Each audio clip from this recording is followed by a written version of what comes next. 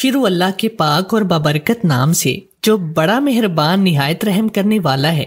نصیب T V کے دیکھنے والوں خوش آمدید۔ آج کی اس ویڈیو کے پہلے حصے میں بہت ہی آزمودہ ٹوٹکے ہیں اور آج کی اس ویڈیو کے دوسرے حصے میں ایک بہت ہی خوبصورت کہانی ہے۔ تو چلتے ہیں آج کی اس ویڈیو کی جانب۔ اگر موٹاپے کا شکار ہے تو گھر کے تمام کام کیا کریں، موٹاپا خود بخود ختم ہو جائے گا۔ سرسوں کے پھول کی خوشبو سونگھنے سے دماغ کی رگیں تیز ہوتی ہیں۔ جس درخت پر پھل لگا ہو اسے کبھی نہ کاٹیں، کیونکہ ایسا کرنے والے شخص کو کبھی اولاد نصیب نہیں ہوتی۔ اسی طرح اگر کسی کو اولاد نہ ہوتی ہو تو اپنے گھر میں پھل والا درخت لگا کر اس کی حفاظت کریں، اسے بہت جلد اللہ تعالیٰ اولاد دے گا۔ لیمو کے رس میں 5 قطرے روغن کلونجی پانی میں ملا کر پینے سے موٹاپا ختم ہو جاتا ہے۔ اگر آم کھانے سے بد ہضمی ہو جائے تو دودھ والی لسی بنا کر پینے سے آرام آ جاتا ہے۔ انار کھانے کے بعد تھوڑا سا نمک چاٹ لینے سے انار زیادہ فائدہ دیتا ہے۔ خربوزہ کھانے کے بعد شہد چاٹ لینے سے نظر تیز ہو جاتی ہے۔ بخار کی صورت میں سٹیل کے چمچ میں دوا لینے سے بخار جلدی اتر جاتا ہے۔ اگر سگریٹ پینے کے بعد تازہ دودھ پی لیا جائے تو سگریٹ نقصان نہیں دیتا۔ بخار والے مریض کو مسور کی دال پکا کر کھلانے سے بخار کی گرمی میں کمی آتی ہے۔ املی والا پانی پینے سے جسم خوبصورت ہوتا ہے۔ اگر جسم پر سفید داغ بن جائیں تو انار کے چھلکوں کو پیس کر لیپ کرنے سے داغ ختم ہو جاتے ہیں۔ آگ کے دھوئیں پر بیٹھنے سے نظر کمزور ہو جاتی ہے۔ گیس پر کھانا بنا کر کھانے سے کینسر کی بیماریاں جنم لیتی ہیں۔ اگر کوئی چیز کھانے کی وجہ سے بد ہضمی ہو جائے تو سہانجنے کا اچار بنا کر کھانے سے بد ہضمی ختم ہو جاتی ہے۔ سٹیل کے چمچ کو زبان پر رکھیں۔ اگر چمچ کا رنگ پیلا پڑ جائے تو آپ کے اندر یرکان کی بیماری ہے۔ اگر بے خوابی کا مسئلہ ہو تو کالی مرچیں ڈال کر کھانے سے پانی میں خوابی کا مسئلہ دور ہو جائے گا۔ گائے کے کچے دودھ میں پھٹکڑی حل کرنے سے اور اس کو سونگھنے سے نکسیر کی بیماری دور ہو جاتی ہے۔ دودھ میں پانی ملا کر روٹی کے پھاٹے سے جسم پر لگائیں، تھوڑی دیر بعد غسل کر کے خارش ختم ہو جائے گی۔ لہسن کی چٹنی بنا کر کھانے سے گھٹنوں کے درد میں آرام آتا ہے۔ اگر سگریٹ کو چھوڑنا چاہتے ہو تو اپنی جیب میں تھوڑے سے سونف رکھ لیں۔ جب بھی سگریٹ کی طلب ہو تو سونف چبا لیا کریں۔ گھی میں لہسن جلا کر چند قطرے کان میں ڈالنے سے کان کا درد ختم ہو جاتا ہے۔ اگر دماغی کمزوری کا مسئلہ ہو تو دھنیا کی خوشبو سونگھنے سے دماغ کو طاقت ملتی ہے۔ کھانا کھانے کے 1 گھنٹے کے بعد پانی پیئے اور ٹھنڈے پانی سے غسل کرنے سے موٹاپا ختم ہو جاتا ہے۔ پکے ہوئے سیب اور مصری کو ملا کر جوس بنا کر پینے سے پرانی کھانسی ختم ہو جاتی ہے۔ آم کی گٹھلی کو بھون کر کھانے سے خشک کھانسی ختم ہو جاتی ہے۔ امرود کو گرم راکھ میں دبا دیں اور اس کے بعد کھا لیں، کھانسی ختم ہو جائے گی۔ دمہ کی بیماری ہو تو چھوارے کو آگ میں بھون کر کھانے سے دمہ کی بیماری میں آرام آتا ہے۔ لہسن کو پیس کر کن پٹیوں پر لگانے سے سر کا درد ختم ہو جاتا ہے۔ اگر آدھے سر کا درد ہو تو جب سورج آدھا طلوع ہو گرم دودھ میں جلیبی کھا لیں، زندگی بھر آدھے سر کا درد نہیں ہوگا۔ جن کو ہائی بلڈ پریشر کا مسئلہ ہو ٹنڈے کی سبزی بنا کر کھایا کریں۔ جن لڑکیوں کو ماہواری وقت پر نہ آتی ہو گرم پانی میں لیمو نچوڑ کر پی لیا کریں۔ اگر رات کے وقت آنکھیں درد کرتی ہوں تو آنکھوں پر ٹھنڈے پانی کے چھینٹے مار کر سوئیں، آنکھوں کا درد ختم ہو جائے گا۔ گھی میں سیاہ مرچ کا پاؤڈر اور مصری ملا کر چاٹنے سے آنکھوں کی نظر بڑھتی ہے۔ اروی کا سالن بنا کر کھانے سے گردوں کی بیماری ختم ہو جاتی ہے۔ جامن کھانے سے گردوں کی پتھری پیشاب کے راستے سے خارج ہو جاتی ہے۔ زبان پر چھالے ہونے کی صورت میں 1 کیلا گائے کی دہی بنا کر اس کے ساتھ کھانے سے چھالے ختم ہو جاتی ہیں۔ املی والا پانی پینے سے یرکان کی بیماری ختم ہو جاتی ہے۔ پیچش کا مسئلہ ہو تو بھنڈی کی سبزی بنا کر کھانے سے پیچش کی بیماری دور ہو جاتی ہے۔ پیٹ کی تیزابیت کا مسئلہ ہو تو کیلے پر چینی لگا کر کھانے سے تیزابیت ختم ہو جاتی ہے۔ اگر بھوک نہ لگتی ہو تو برف کا ٹکڑا کھانے سے بھوک لگنے لگتی ہے۔ رات کو سوتے وقت گرم پانی پینے سے کھانسی ختم ہو جاتی ہے۔ सर्द मौसम में गर्म दूध में हल्दी, चुटकी भर नमक और गुड़ मिलाकर बच्चों को पिलाएं। इससे नज़ला, जुकाम, खांसी और सांस लेने में तकलीफ से राहत मिल जाएगी। सर्द मौसम में शहद, दालचीनी, अदरक और लहसुन, लाल मिर्च, लौंग और पालक, हल्दी और प्याज के इस्तेमाल को बढ़ा देना चाहिए, क्योंकि ये अशिया जिस्म को गर्म रखने में मददगार साबित होती हैं। सर्द मौसम जिल्द को मुतासिर करता है, होंठ फटना शुरू हो जाती हैं। होंठों को फटने से बचाने और नरमो मुलायम बनाने के लिए देसी मोम में लीमू का रस मिलाकर लगाएं। रोगन बादाम में शहद मिलाकर लगाने से होंठ सर्दी के असरात से महफूज रहते हैं। मैं सऊदी अरब में 5 साल से मुकीम था और मैं बहुत ही गरीब आदमी था। चोरी का काम करता, मेरे कागजात नहीं बने। एक दिन एक खूबसूरत अरबी औरत मेरे पास आई और कहने लगी, मेरे लिए काम करो, मेरे घर में रहो, मैं महीने के 20,000 रियाल दूंगी। मैं फौरन मान गया, क्योंकि पाकिस्तानी 2 लाख बनता था। उस औरत के घर गया तो जब उसने 3-4 दिन के बाद पहला काम बताया तो मेरे औसान खता हो गए। वो तो मुझसे अरबी औरतों के साथ। मेरा नाम काशान है। मैं सऊदी अरब में 5 साल से मुकीम था। नई नई शादी हुई तो 1 हफ्ते बाद ही माँ बहनों की शादी, और ये बातें करके दिल जलाना शुरू कर दिया कि तुम्हारी शादी पर बहुत खर्चा हुआ है, कर्जा लिया है, अब तुम्हें जाकर ही कर्जा उतारना है और बहनों की शादी का जहेज भी बनाना है। माँ का कहना था कि तुम्हारी शादी इसलिए करवाई थी कि कल को ये ना कहो कि मैं बड़ा था तो मेरी शादी पहले नहीं करवाई। लेकिन अब ये नहीं होगा। तुम बीवी के पल्लू से बनकर बैठ जाओ और कोई काम भी ना करो। बाहर जाओ, बहनों के लिए जहेज जमा करो। जब बहनों की शादी कर लो तो फिर अपनी बीवी के साथ बेशक अलग रहना, जो मर्जी करना, हमें आपकी कोई परवाह नहीं होगी। बात उनकी ठीक थी। इकलौता भाई था मैं और मेरी 3 बहनें थी। अगर सिर्फ घर चलाना होता तो पाकिस्तान में ही नौकरी कर लेता, लेकिन बहनों के जहेज बनाने थे और बीवी का खर्चा भी था, इसलिए सऊदी अरब चला गया। हम यहाँ से ये सोचकर पाकिस्तानी आते हैं कि कोई बहुत ही आसान काम होगा, 3-4 घंटे का काम, और इसके बाद पैसे मिल जाएंगे। लेकिन यहाँ पर आकर पता चलता है कि अपने मुल्क में रूखी सूखी भी मिल जाना एक अच्छी बात है। कम से कम इंसान इज्जत से खाता है। मुझे सऊदी अरब में 5 साल हो गए थे। मैं अभी तक अपने कागजात नहीं बनवा पाया था। मेरे पास इतने पैसे जमा नहीं होते, और जो पैसे थोड़े से जमा होते वो घर भेज दिया करता। इस पर भी घर वाले कहते कि गुजारा नहीं चल रहा है। बीवी से बात करता तो वो अपने रोने लग जाती। सही कहती थी। नई नवेली दुल्हन को शादी के 1 हफ्ते बाद ही छोड़कर चले गए और अब 5 साल हो गए। कोई औलाद भी नसीब नहीं हुई। ये वक्त मैंने कैसे गुजारा है मैं जानती हूँ। आपने मेरी जवानी को जाया कर दिया है, मेरी जिंदगी को बर्बाद कर दिया है। मैं आपको कभी माफ नहीं करूंगी। आप वापस भी आ जाएं तब भी नहीं।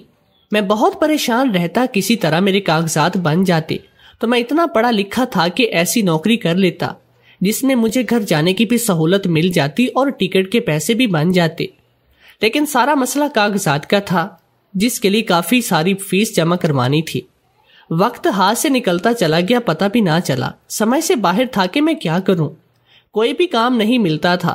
पूरा दिन मेहनत करने के बाद भी इतने पैसे नहीं बनते कि जितने शायद पाकिस्तान में होता तो बना लेता। कभी कभी दिल करता कि वापस चला जाऊं, मजदूरी कर लूंगा, मैं दिहाड़ी कर लूंगा, लेकिन यहाँ नहीं आऊंगा। मुझे कोई समझ नहीं आ रही थी। लेकिन अब यहाँ कोई ऐसा भी मौजूद नहीं था जो मुझे पैसे देकर वापसी की टिकट करवा लेता। वो यही समझता कि ये भाग जाएगा। इस मामले में अब मैं कुछ भी नहीं कर सकता। एक दिन मैं एक बस स्टैंड पर बैठा था। रात का वक्त था, घर भी नहीं जा सकता था क्योंकि जो कमरा लिया था उसका किराया देना था। मेरी जेब में पैसे तो थे कि किराया दे देता, लेकिन फिर खाने को मेरे पास 1 रुपया भी ना होता। तभी एक औरत वहां आकर खड़ी हो गई। उसके चेहरे पर नकाब भी नहीं था। देखने में काफी खूबसूरत लग रही थी, लेकिन उस वक्त कोई भी चीज मेरी आंखों को अच्छी नहीं लग रही थी। उसने कहा कि परेशान लग रही हो।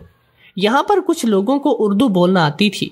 वैसे भी उसके लहजे से लग रहा था कि जैसे अभी ही उसने उर्दू बोलना सीखी है। मैंने कहा कि आपका लहजा तो काफी साफ है। तो कहने लगी, मुझे 7 से 8 जुबानें आती हैं। उर्दू तो मेरे बाप की जुबान थी और मेरा काम ही ऐसा है कि मैंने कहा, क्या काम आपका? तो वो आगे से मुस्कुरा दी और बोली, तुम काम करोगे? क्योंकि जिस तरह से तुम बैठे हो लगता है तुम बहुत परेशान हो। اور آج کل ہر پریشانی کا حل پیسہ ہی ہے. اگر جیب میں پیسے ہوتے ہیں تو کبھی بھی ایسے نہیں بیٹھے ہوتے. میں نے اسے کہا کہ تم ٹھیک کہتی ہو, میرا مسئلہ بھی دولت ہی ہے. مجھے پیسوں کی ضرورت ہے, لیکن مجھے کوئی بھی ایسا کام نہیں مل رہا جو میری ضروریات کو پورا کر سکے. اس نے کہا کہ مجھے بھی کچھ ایسے ہی انسان کی تلاش تھی جو بہت زیادہ مجبور ہو, کیونکہ مجبور لوگ محنتی ہوتے ہیں. تو میرے ساتھ میرے گھر چلو, وہیں رہو, میں تمہیں ایک کام بتاؤں گی. میں نے کہا کہ آپ نے تو میرا نام تک نہیں پوچھا اور کام دینے کی بات کرتی ہو. ویسے یہاں پر یہ سب نہ ہونا بھی نارمل تھا, کیونکہ ادھر لوگ سیدھی بات کیا کرتے ہیں. اس نے کہا کہ تمہارا نام بھی پوچھ لوں گی. میں نے کہا کہ کام کس نوعیت کا ہوگا؟ اگر آپ نے مجھ سے اپنے گھر کے کام کروانے ہیں تو میں معذرت چاہتا ہوں. میں پہلے بھی کسی کے گھر کے کام کر چکا ہوں, لیکن یہ لوگ بہت ظالم ہیں. کام زیادہ کرواتے ہیں اور پیسے کم دیتے ہیں. اس لیے میں نے نوکری چھوڑ دی اور قسم کھا لی کہ اس طرح کا کوئی بھی کام نہیں کروں گا. اس نے کہا کہ فکر نہیں کرو, اس طرح کا کوئی بھی کام نہیں ہے. میرے گھر میں کام کرنے کے لیے پہلے سے ہی 2 سے 3 نوکر ہیں, اور تمہیں میرے لیے کام کرنا ہے اور میرے ساتھ رہنا ہے. کام کی نوعیت میں تمہیں گھر جا کر سمجھا دوں گی. میں نے کہا کہ مجھے پیسے کتنے ملیں گے؟ اس نے کہا کہ میں تمہیں 1 مہینے کے 20,000 ریال دوں گی. یہ لفظ سن کر میں حیران رہ گیا, اور میں اس قدر شدید رد عمل دینے پر مجبور ہوا. میرا منہ کھل گیا اور میں نے کہا, کیا 20,000 ریال؟ کیونکہ 20,000 ریال کوئی چھوٹی رقم نہ تھی. یہ پاکستانی 10 لاکھ روپے بنتے تھے, اور پاکستانی 10 لاکھ روپے اگر میں 1 ماہ میں بھیجتا اور کچھ پیسے اگر یہاں بھی لگا دیتا تو کم سے کم بھی مہینے کے 7 سے 8 لاکھ روپے گھر بھیج سکتا تھا. میری بہنوں کی شادی 1 سال کے اندر ہی ہو جانی تھی. اس کے بعد میں اپنے گھر جا سکتا تھا. میں نے اسے کہا کہ میں تمہارے کام کروں گا. اس کے بعد میں نے کوئی بات سوچی بھی نہ تھی, بس اتنا کہا کہ پکی بات ہے نا, پیسے تو دو گی نا؟ اس نے کہا کہ ہاں, تمہارے لیے یہ پیسے زیادہ ہوں گے, لیکن میرے لیے یہ پیسے زیادہ نہیں. راستے میں جاتے ہوئے اس نے میرا نام بھی پوچھا اور یہ بھی کہا کہ کس ملک سے ہو. اس کے بعد اس نے کہا کہ بہت اچھی بات ہے, مجھے تم پر بھروسہ ہے.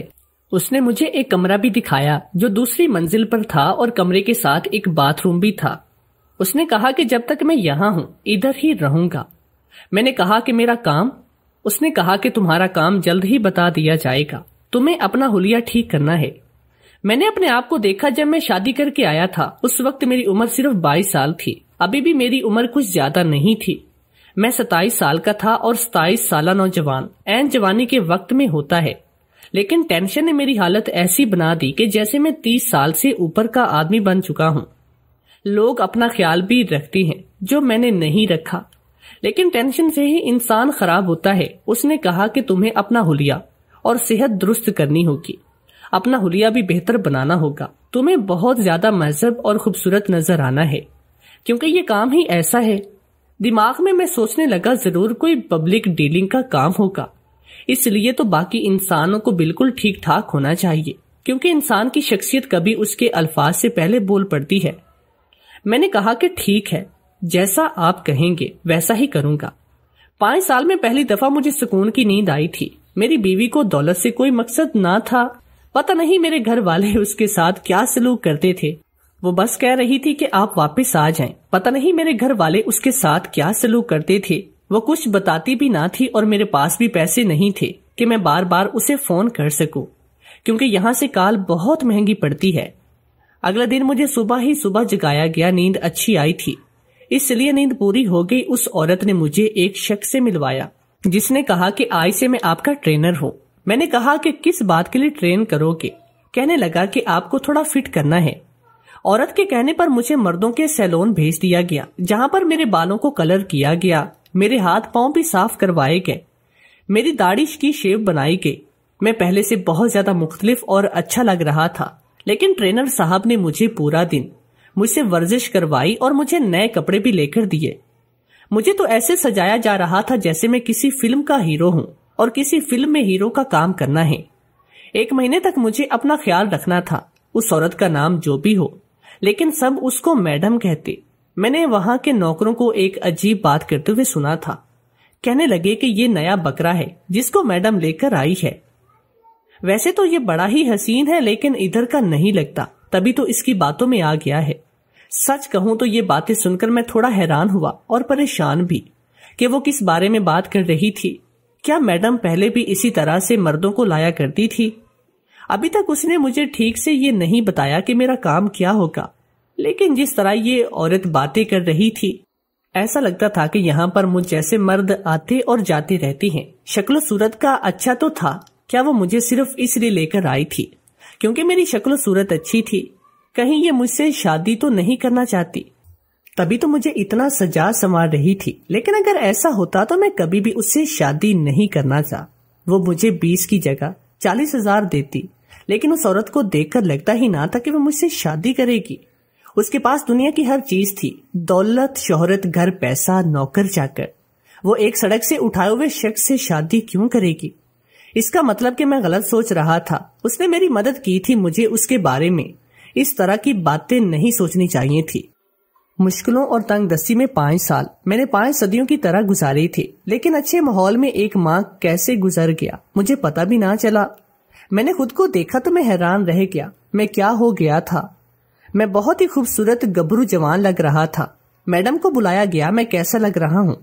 मैंने बहुत महंगे कपड़े और जूते पहने थे और मैं खड़ा भी ऐसे था जैसे मुझे बताया गया कि तुमने इस तरह से खड़े होना है। ट्रेनर आ गया और मैडम से कहने लगा, देखो मैंने क्या कर दिया है। वो कहने लगी कि तुम पर तो मुझे पहले दिन से भरोसा है, तुमने बहुत ही अच्छा काम किया है, ये तो बहुत ही ज्यादा अच्छा लग रहा है। ट्रेनर ने कहा कि आपकी नजर तो जोहरी की है, आप हीरा पहचान लेती हैं। वो कहने लगी, लेकिन हीरे को तराशते तो तुम ही हो ना। लेकिन कहने लगी, अब बताओ क्या लगता है तुम्हें कहां तक चला जाएगा? उसने कहा कि ज्यादा से ज्यादा 7,000 तो कहीं भी नहीं। वो कहने लगी, 1 हफ्ते का? वो हंसने लगी और फिर वो आदमी कहने लगा कि नहीं, 1 रात का। और फिर वो दोनों एक साथ हंसने लगे। मैंने कहा कि मुझे अब तो मेरा काम बता दें। उसने कहा कि अब तुम्हें काम नहीं बताना, अब तो तुमने काम करना है, बस तैयार हो जाओ। और ट्रेनर को कहा, आज से इसे अच्छे से अच्छे कपड़े देना ताकि ये और भी ज्यादा अच्छा लगे। शाम को मुझे फिर से तैयार कर दिया गया, एक बहुत ही बड़ी मॉल में ले जाया गया। यहाँ पर औरतें और मर्द भी थे, मुझे ऐसे देख रहे थे जैसे मैं बहुत ज्यादा हसीन हूँ, क्योंकि इसकी वजह एक तो मेरे कपड़े और जूते जो बहुत ही महंगे थे, दूसरे मेरे साथ 2 गार्ड्स भी चल रहे थे। ट्रेनर भी मेरे साथ ही था जो आज मेरा गार्ड बना हुआ था। उसने मेरे हाथ में एक जामुनी रंग का रुमाल पकड़ा दिया। मैंने कहा कि ये क्या है? उसने कहा कि तुमने हाथ में पकड़ा ना और इसे पकड़ के रखना है कि सब लोग इसको देखें। मैंने कहा, ये सब क्या है? क्या यही मेरा काम है? तो उसने कहा कि हाँ, यहाँ यही तुम्हारा काम है। दरअसल तुमने जो कपड़े पहने हैं वो किसी ब्रांड के कपड़े हैं और हम चाहते हैं कि लोग तुम्हारी तरफ मतवज्जा हों, ताकि लोग हमसे पूछें कि ये कपड़े आपने कहाँ से लिए।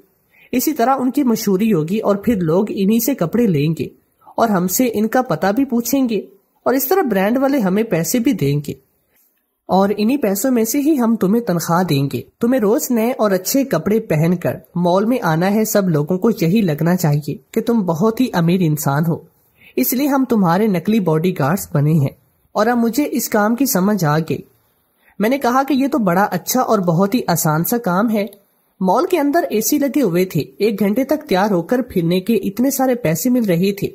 मेरी तो किस्मत खुल गई, मुझे तो बहुत अच्छा काम मिल गया था। मुझे मैडम की तरफ से कॉल आई और कहने लगी, बताओ काम कैसा लग रहा है? मैंने उसकी तारीफ करना शुरू कर दी। मैंने कहा कि आपने मुझे बहुत अच्छा काम दिया है, ये काम तो बिल्कुल भी मेहनत का नहीं और इतने पैसे भी मिलेंगे। आप तो मेरे लिए परी बनकर आई हो जिसने मेरी मुश्किल आसान कर दी। मैं आपका शुक्रिया कैसे अदा करूंगा? मुझे कोई मसला नहीं। उसने मुझे कहा कि तुम मुझे अपना नंबर दो, मैं तुम्हारे घर तुम्हें पहले महीने के पैसे भिजवाऊंगी, जो कम से कम भी पाकिस्तानी 10 लाख रुपए बनते हैं। सोचा कि घर वाले तो खुश हो जाएंगे। मैंने उसे अपने घर का पता दिया और नंबर भी। उसने पैसे भिजवा दिए जो कुछ दिन बाद शायद उन लोगों को मिल जाते। मैं बहुत ज्यादा मुतमईन था, मेरे चेहरे पर मुस्कुराहट भी आ गई और मैं बड़े तरीके और स्टाइल से वहां पर फिरने लगा। मैं कोई अनपढ़ जाहिल गवार ना था, मेरे लिए ये चीजें कोई नई बात भी ना थी। मैं पाकिस्तान में भी अच्छी तरह तैयार होकर रहता था। ये अलग बात है कि इतने महंगे कपड़े ना पहनता था। मैं ऐसे ही चल रहा था कि अचानक एक औरत मेरे पास आई और मेरे हाथ में जो रुमाल था उसका दूसरा हिस्सा पकड़कर बोली, चलो मेरे साथ। मैंने कहा कि कहाँ? تو کہنے لگی چلو بھی۔ وہ عربی عورت بول رہی تھی 5 سال میں اتنی تو مجھے عربی آ گئی، لیکن وہ عورت جس طرح سے پیش آ رہی تھی بات میری سمجھ سے باہر تھی۔ اس نے مجھے ایک ہاتھ سے پکڑا اور اس طرح مجھے اپنے ساتھ لے جانے لگی جیسے اس نے مجھے خرید لیا ہو۔ جو ٹرینر تھے وہ بھی پیچھے ہٹ گئے، بلکہ جاتے ہوئے اس نے کہا کہ جاؤ، پریشان ہونے کی بات نہیں۔ وہ تو مجھے اپنی گاڑی میں لے آئی اور کہنے لگی کہ چلتے ہیں۔ میں نے کہا کہ مجھے کہاں لے کر جا رہی ہو؟ اس نے کہا کہ تم ہاتھ میں جامنی رومال لے کر پھر رہی ہو، تمہیں نہیں پتا کہ تمہیں کہاں لے کر جا رہی ہوں؟ جامنی رومال پھر تم نے ہاتھ میں کیوں پکڑا تھا؟ میں نے کہا کہ کیا مطلب، کیا مقصد ہے اس کا؟ تو اس نے مجھے ایک بات بتائی۔ اس نے کہا کہ پرانے زمانے میں جب عورتوں کو خریدا جاتا تو خریدنے والی عورتوں کے ہاتھ میں جامنی رومال پکڑا دیا جاتا۔ یہی رسم آگے چلتی گئی اور آج جس نے بھی جسم فروشی کرنی ہوتی اس کے ہاتھ میں رومال نشانی کے طور پر پکڑا دیا جاتا، چاہے وہ لڑکی ہو یا لڑکا۔ جامنی رنگ کا مطلب ہے اس چیز کی طرف اشارہ ہے کہ میں اس کام کے لیے راضی ہوں۔ یہ بات سنتے ہی میرے قدموں تلے سے زمین نکل گئی، اس لیے اس عورت نے مجھے پکڑا اور میرا حلیہ بھی ٹھیک کروا دیا۔ اور جب وہ اپنے ٹرینر سے کہہ رہی تھی کہ ایک رات کے 7,000 تو اسی کے بارے میں بات چل رہی تھی۔ میں نے کہا کہ معاف کرنا، میں یہاں یہ کام نہیں کرتا۔ وہ مجھے برے ناموں سے پکارنے لگی، مجھے بزدل کہنے لگی۔ اگر یہ کام نہیں کرتی تو پھر یہ حلیہ کیوں بنایا ہے؟ میں وہاں سے ایسے بھاگا کہ اس عورت کے ہاتھ نہ لگا۔ پھر مجھے ایک اچھا انسان ملا، میں نے اسے سب کچھ بتا دیا۔ اس نے میری اتنی مدد کی اور کہا کہ میں تمہیں تمہارے ملک واپس بھجوا سکتا ہوں، کیونکہ میں نے ہر مہینے خیرات وغیرہ نکالنی ہوتی ہے اور میں خیرات کے طور پر اسی طرح کے کام کرتا ہوں۔ اس شخص کا اللہ بھلا کرے جس نے مجھے واپس بھجوا دیا۔ واپس آیا تو اپنی ماں اور بہنوں اور بیوی سے مل کر دل کو بہت سکون ملا۔ بیوی سے بھی ملا اور اس بات کی خوشی ہوئی کہ میں نے اس کے ساتھ بے وفائی نہیں کی۔ جو اس عورت نے گھر پیسے بھیجے تھے اس کو گھر والوں نے استعمال نہیں کیے، ان پیسوں سے میں نے یہیں پر کام شروع کیا۔ ہم انسان ہیں نا، پوری طرح پریشان ہو جاتے ہیں، ہم سوچنے لگتے ہیں کہ پتہ نہیں کیا ہوگا، جبکہ سب کا محافظ اوپر بیٹھا ہے۔ میری بہنوں کی شادی ہو گئی، ہمارے ہاں اولاد بھی ہو گئے۔ 3-4 سال مشکل تھے، لیکن اب زندگی ڈگر پر آ گئی۔ سوچتا ہوں کہ بلا وجہ اپنی زندگی کے 5 سال ضائع کیے اور اپنی بیوی کو بھی انتظار کروایا تھا۔ میں یہ نہیں کہتا کہ پردیس نہ جائے کوئی، لیکن یہ ساری باتیں ذہن میں رکھ کر جائیں، کیونکہ وہاں آپ کے ساتھ کچھ بھی ہو سکتا ہے۔ میں پڑھا لکھا تھا، سمجھدار تھا، یوں ہی حالات سے ڈر گیا اور باہر جانے کا ارادہ کر لیا، لیکن اب میری زندگی میں سب کچھ ٹھیک ہے اور یہیں پر میں نے سب کچھ بنا لیا۔